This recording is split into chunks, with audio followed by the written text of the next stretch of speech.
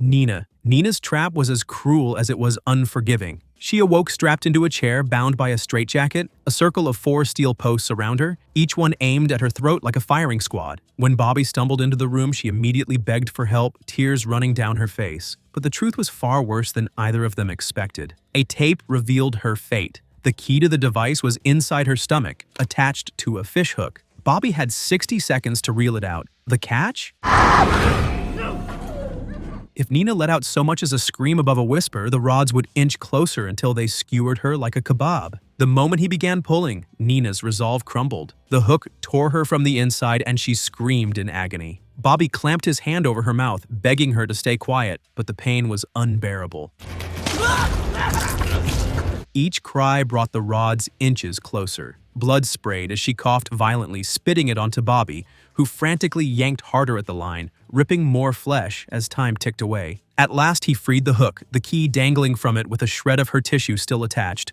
But it was too late. The timer hit 0 and the 4 spikes shot forward, piercing her throat clean through. Nina convulsed, choking on blood, before falling lifeless in the chair. Bobby froze in horror, screaming that she only needed to stay quiet, but the silence of the room made clear she never had a chance.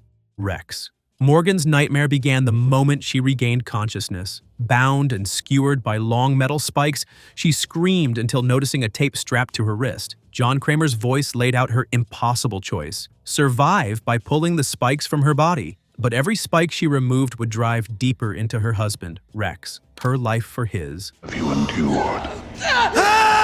When the tape clicked off, Morgan didn't hesitate. Instinct or blind panic took the wheel. She began yanking the spikes from her flesh one by one, her screams mingling with Rex's as the metal tore deeper into him. Each spike saved her and shredded him. In Jigsaw's twisted morality play, Morgan's lesson was clear. Sometimes till death do us part arrives a lot sooner and far bloodier than expected.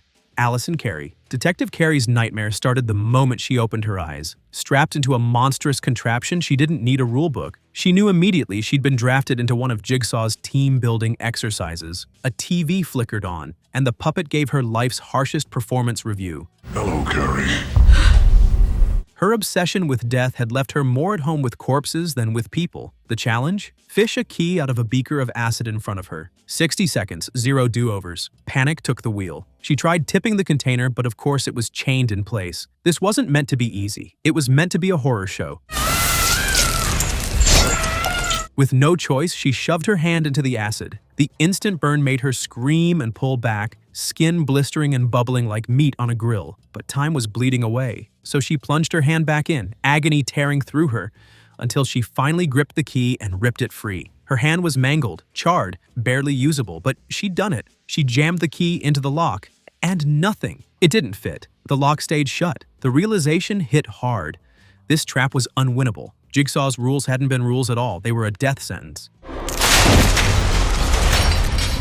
Angie Garza. Captain Angie Garza, head of homicide and queen of See No Evil, Report No Evil, woke strapped to a steel table in a dimly lit room. Suspended above her was a tank of molten wax, ready to turn her into a human candle. Beneath her neck sat a blade, her supposed lifeline. A tape rolled, laying out her sins. Garza had made a career of shielding corrupt cops instead of exposing them, betraying the very people she claimed to protect. Her choice now was simple, if brutal. Sever her own spinal cord on the blade to stop the flow, or do nothing and let the wax drown her. Live or die, make your choice. As the tape clicked off, the wax began to pour, sizzling against her skin. She shrieked and writhed, desperately pressing her neck down onto the blade. Blood spilled as she gashed herself open, but the trap wasn't feeling merciful. The wax kept pouring, layer after layer, until her face was completely encased. Her screams muffled, then stopped. By the time it was over, Garza wasn't the division captain anymore. She was a wax figure, suffocated and preserved as a monument to her corruption. Gabriela. Gabriela was chained in front of a radiation machine, told her only escape was to smash both her arm and leg with a sledgehammer. A real motivational speech. Break yourself or burn.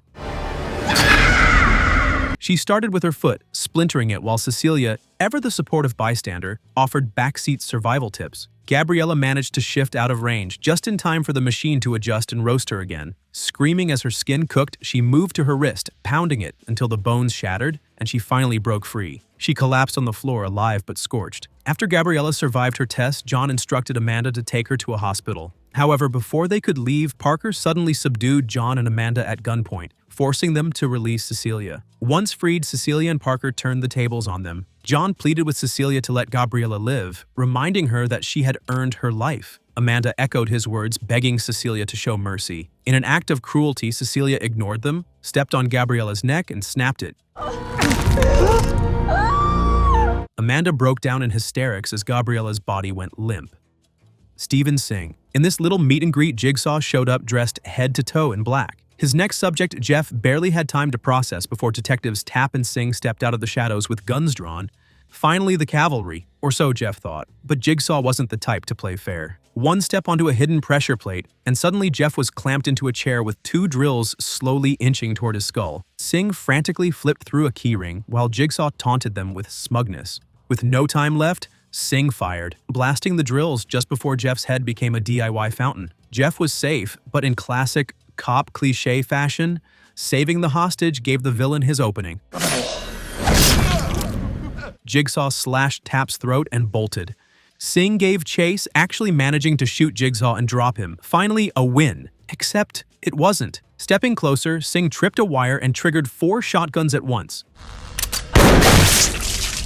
Efficient, brutal, and absolutely overkill. Jigsaw, padded up in body armor, shrugged off the bullets, got up, and walked away. One detective dead, the other bleeding out, and Jigsaw probably thinking, I am of course wearing full body armor. Peter Dunleavy. Once Ezekiel Banks hit play on the tape, the nightmare began. The machine powering up was all Zeke needed to realize Pete Dunleavy wasn't about to get a gentle slap on the wrist. He was about to be sandblasted with glass. Zeke scrambled for the same bobby pin he'd used earlier to escape his own restraints, and rushed to pick Pete's cuffs. Unfortunately, Zeke's lockpicking skills were about as effective as Pete's morals. Completely useless. The machine roared to life, hurling razor-sharp shards across the room. Zeke ducked for cover while Pete spun around, his back torn open by a storm of glass cuts. Then the motor stopped. A miracle? A second chance? Not really, just a cruel pause button. Zeke tried again with the pin, fumbling while Pete screamed under the weight of his past and about 24 glass shards.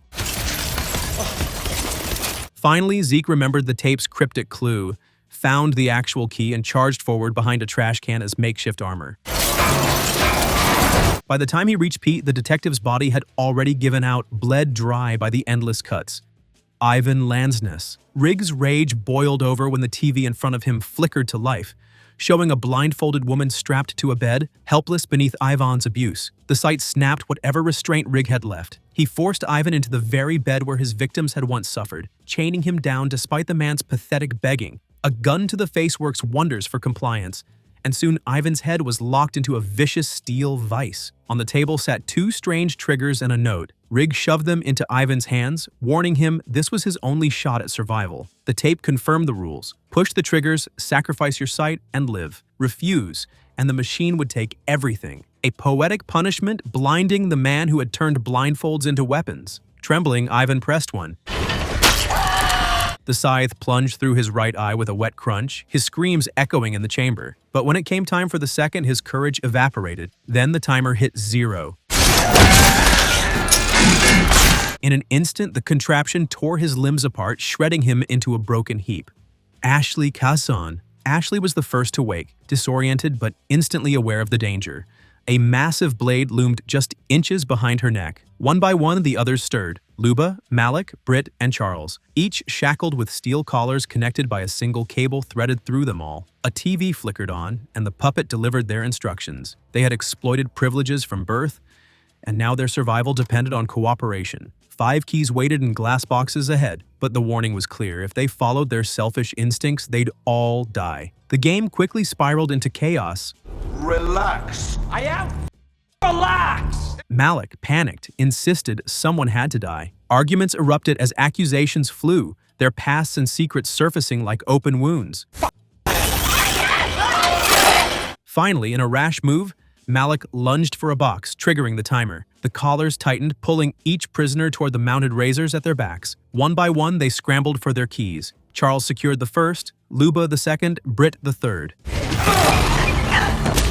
Malik fought desperately for his, shattering the glass and dropping the key before diving to the ground to snatch it up. Ashley, tethered by the cable, was yanked backward with every frantic movement. She screamed, begging for time, but the clock ran out. The others freed themselves just in time, but Ashley wasn't so lucky. The cable snapped her back and the blade swung clean through her neck, decapitating her. Debbie. William's third test brought him into the zoo's boiler room, where a tape recorder dangled above a narrow catwalk. The message was clear. He held the key to another person's survival. Below him, chained to the wall, was Debbie. Let the game begin. Once released, Debbie frantically clawed at the locked door beside her until William urged her toward a twisting metal maze. Almost immediately, she was met with jets of scalding steam blasting through the pipes. William spotted a lever labeled "Relieve Her" and yanked it down. The pipes blocking Debbie cleared, but the redirected steam burned his arm raw. When he couldn't take the pain and let go, the jets roared back to life, searing Debbie's legs. Despite her screams, she forced herself forward. Step by step, William burned himself again to shut off more steam, but Debbie was always too slow. Each time he faltered, more of her body was scorched, her face, her neck, until she finally reached a ladder and climbed into a caged platform above. There, the cruel truth was revealed. A spotlight illuminated X-rays of William's body. The key to Debbie's escape was hidden inside him. Panic turned to rage. Debbie grabbed a circular saw, burst through the gate, and came at him, desperate to carve the key from his flesh. William fought her off, dodging the spinning blade until